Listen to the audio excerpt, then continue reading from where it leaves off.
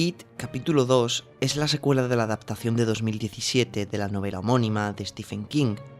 Ya hablé en su momento de esta película, sin ser nada del otro mundo, era bastante correcta, no abusaba de los jumpscares y como poco era entretenida. De It, capítulo 2, no se puede decir lo mismo. Tiene los mismos problemas que tenía la adaptación televisiva de 1990. En la novela, la historia se cuenta a través de los protagonistas adultos haciendo flashbacks a sus infancias. Tanto la adaptación de los 90 como la nueva, a cargo de Andy Muschietti, dividen la parte de los niños de la de los adultos para contarlas cronológicamente, en vez de con flashbacks, y teniendo en cuenta que la parte importante de la historia es la de los niños, en la de los adultos se quedan sin material para llenar una sola película. Comparar la historia del libro con la de la TV Movie y con las nuevas es absurdo, pero It, capítulo 2, sí se puede comparar con su predecesora, al ser una secuela directa, y que por desgracia no mantiene el nivel de la misma. It 1 funciona perfectamente sin necesidad de una secuela, porque como he dicho cuenta la parte importante de la historia. La 2 cae en el error que tienen muchas secuelas de repetir sistemáticamente todo lo que se hace en la primera. Al final los niños vencen a Pennywise afrontando sus miedos, que puede pasar por una buena moraleja, aunque sea algo que ya hiciera Pesadilla en Elm Street hace 35 años. Al final de It 2, los adultos vuelven a vencer al temible payaso con el mismo truco. Al dejar de temerle, tienen poder sobre él y así logran matarlo. ¡Payaso! ¿Cuánto ganaste este libro mientras tanto? ¡Es un payaso! Tienes los ganaste? huevos de dar sobre la vida de otras personas, de hablar sobre mi vida y lo que dejo y dejo de hacer. Y no tienes ni puta idea de por lo que he pasado y lo que he dejado de pasar. ¡Imbécil! ¡Es un payaso! El problema es que es lo mismo. La dirección de Muschietti es impecable. No todo es malo en esta película, pero el guión hace aguas volviéndonos a contar de la misma forma lo que ya vimos en la primera entrega. También hay más de un diálogo explicativo, completamente innecesario. Bill, interpretado ahora por James McAvoy, se cruza con un niño en monopatín que ahora vive en la que fue su casa durante su infancia en Derry. Bill teme que este niño corra la misma suerte que corrió su hermano Georgie, y esto explica su preocupación por él. En una escena, Pennywise le deja el monopatín del chaval, y al verlo todos lo relacionamos con el niño, pero Bill tiene que explicar en voz alta que el monopatín es del niño que hemos visto antes y que eso significa que está en peligro. Algo innecesario porque ya nos ha quedado claro solo viendo el dichoso patín, aunque esto no es de lo que más abusa la película, porque eso lo hace con los screamers. En la primera hay alguno, y bueno, hay que aceptar que esa es la norma en el cine de terror actual. Solo algunas películas como Babadook o It Follows pueden permitirse crear una tónica distinta, haciendo que el miedo se sustente mediante la tensión o el desconocimiento. Es decir, lo que aterra de It Follows es la tensión de que algo esté persiguiendo a la protagonista sin saber exactamente de qué se trata o qué le va a hacer. Con Babadook pasa algo similar. No sabes bien qué está pasando realmente, cuál es la índole de la criatura que amenaza a la familia. O en Hereditary se juega todo el rato con que lo que esté pasando sea una vivencia paranormal real o una enfermedad mental de la protagonista. El miedo se suele tener a lo que no se conoce, el ambiente del Hotel del Resplandor. Sabes que algo va mal, algo te inquieta constantemente, pero no sabes qué, y eso da miedo. En It 2 ya lo sabes todo, sabes quién es el malo, conoces su modus operandi, conoces su punto débil, así que ¿qué queda? Un espectáculo en el que sucesivamente el payaso asuste a los protagonistas utilizando sus miedos internos igual que hacía en la primera. De hecho, ese es otro problema del guión de esta secuela. Al principio, Mike dice que para vencer a eso necesitan un objeto que echar en una hoguera. Después hay una sucesión de escenas en las que Pennywise atemoriza a los personajes uno por uno, ofreciendo solo un espectáculo que poco importa para la trama, y para cuando van a hacer el supuesto sacrificio en la hoguera, ya se te ha olvidado que ese fuera el plan inicial. Hablando de los personajes, el guión se esfuerza en que recuerdes cuál es cuál. Siguen teniendo la misma personalidad que cuando eran chicos, y aunque esto no sea nada malo per se, hay momentos en los que no funciona del todo bien.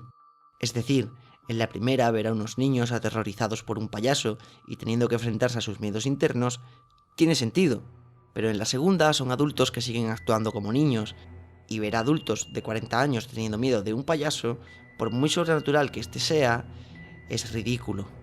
Y los screamers son muy predecibles, la mayor parte del tiempo sabes cuándo van a salir.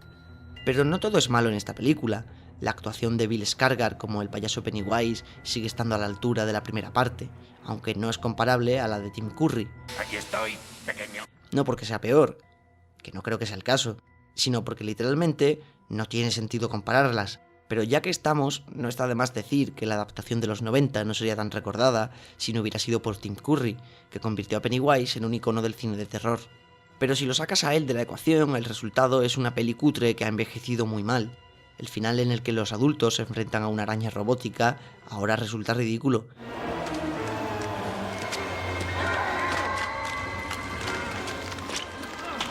Pero es que el final de It 2, con Pennywise convertido en una araña de CGI, no se aleja tanto de eso, y estoy convencido de que envejecerá igual de mal. Volviendo a las cosas buenas, hay que destacar la dirección de Muschietti, lo único en lo que supera a It 1. Hay momentos sublimes, y algunos de los sustos que he mencionado antes, lo único que tienen es que visualmente son muy ocurrentes y atractivos. En una escena, Bill entra en una casa del terror, en una feria, y acaba en un laberinto de espejos persiguiendo al niño del que he hablado antes para protegerlo de Pennywise. Esta escena es probablemente la mejor de la película. El niño está en un cubículo de cristal entre el payaso y el protagonista. Ambos dan golpes al cristal para llegar hasta el niño, uno para matarlo y el otro para salvarlo. Pero mientras que los golpes de Pennywise van resquebrajando el cristal, los de Bill no hacen nada, y los cortes cada vez duran menos, acelerando el ritmo, y te hace sufrir por el niño, sin saber si el payaso finalmente lo matará o si Bill lo rescatará en el último segundo.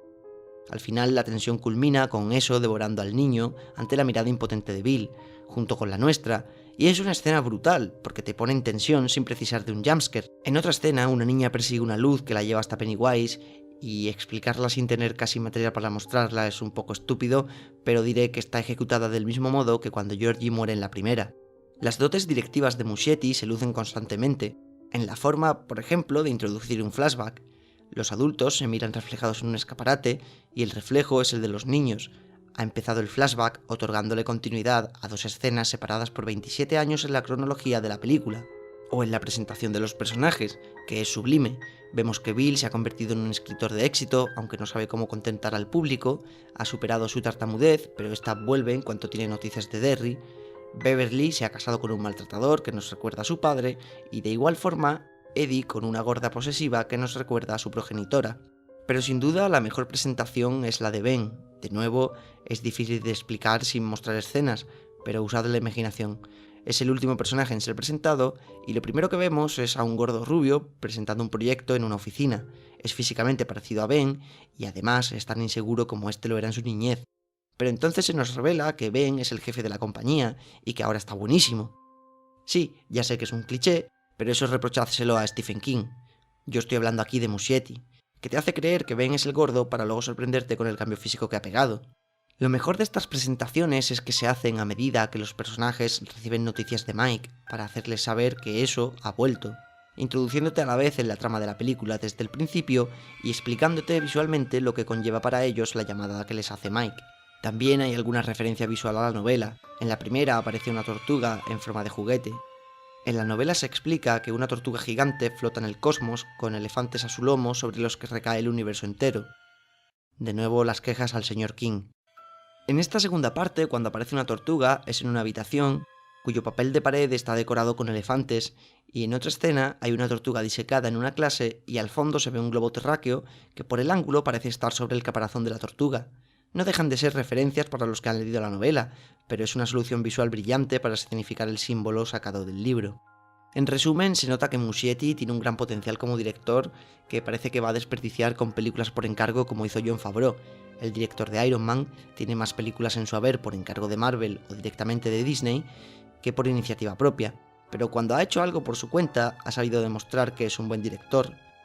Con Chef, película que va sobre un cocinero al que no le dejan innovar porque el dueño del restaurante quiere que la comida le guste a todo el mundo y no quiere hacer algo nuevo porque lo que lleva vendiendo muchos años simplemente funciona y da dinero. Sé artista en tu tiempo libre, es mi restaurante. ¿Me amenazas con despedirme? Te digo lo que pretendo hacer.